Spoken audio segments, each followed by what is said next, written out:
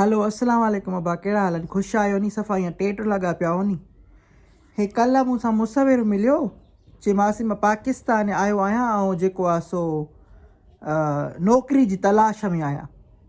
मां चयो अब्बा तोखे नौकिरीअ जी कहिड़ी तलाश जी ज़रूरत आहे।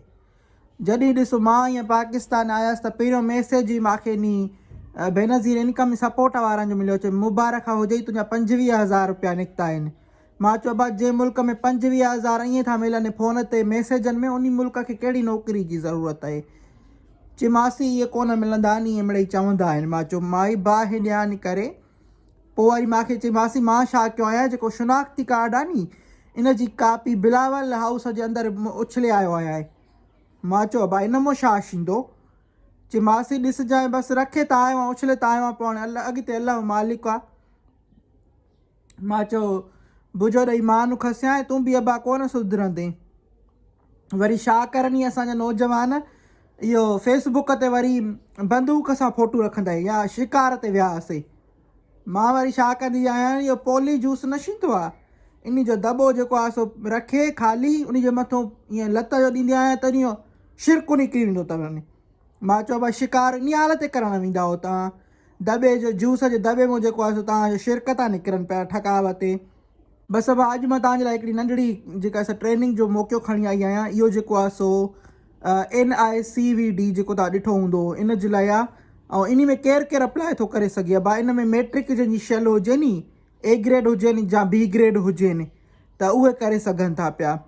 ऐं इन में जेको आहे सो तव्हांखे हिकिड़ी एप्लीकेशन लिखणी पवंदी। हाणे हिकिड़ी इन में मां तव्हांखे हिकिड़ो अर्ज़ुलो कंदीसांव त अब्बा जेके मैट्रिक वीचारा पढ़ियल हूंदा आहिनि उहे वीचारा माना उन्हनि खे तालीम घटि हूंदी आहे। हालांकि मैट्रिक पढ़ियल आहिनि त उन्हनि वटि त इलाही शइ हुजणु घुरिजे पर असांजो तालीमी निज़ाम जो अहिड़ो आहे त हाणे छा कयूं। पोइ उन्हनि जी तव्हांखे ज़रूरु हेल्प करणु खपे।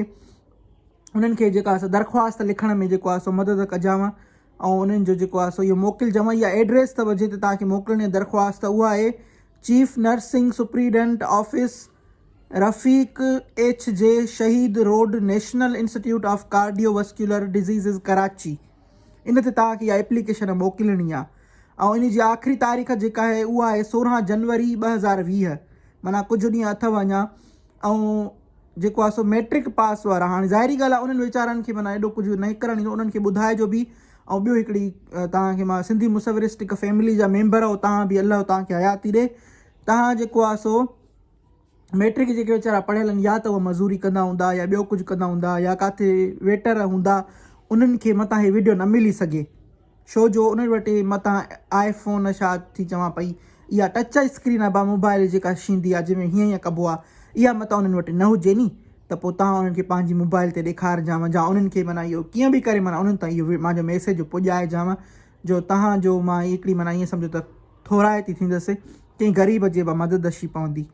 ऐं उन्हनि खे माना एप्लीकेशन लिखाइण में बि तव्हांखे सिंधी में लिखायो उर्दू में लिखायो या मुंहिंजे ख़्याल में उर्दू में लिखो त भली थींदी या अंग्रेज़ी में लिखो या तव्हांखे सफ़ा मिसाल को मदद वारो न आहे त पोइ हीअं कजांव इहे जेके कंप्यूटर वारा दुकान थींदा आहिनि नी इन्हनि खे बि चवंदव त तव्हांखे लिखी ॾींदा।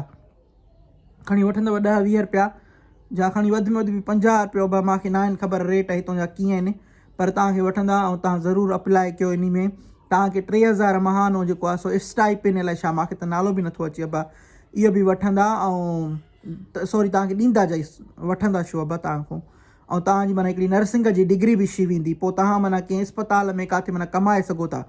हे बसि मां इन जे करे खणी आयसि जो बेरोज़गारी चवनि था मासी चए बेरोज़गारी घणी आहे। मां चयो भई बेरोज़गारी त हाणे आहे उन खे त मां नथी माना मां जत में हुजे त मां अलाए छा कयां पर मां ग़रीब मां पाण ॾिसां त ईअं वेठी लॻी पई आहियां जेको वसाहार शइ थो पियो त उहो कयां थी पई मां तव्हां खां। बसि पोइ हे अॼु जेको आहे सो हिन जो स्टाइल बि मटायो अथमि।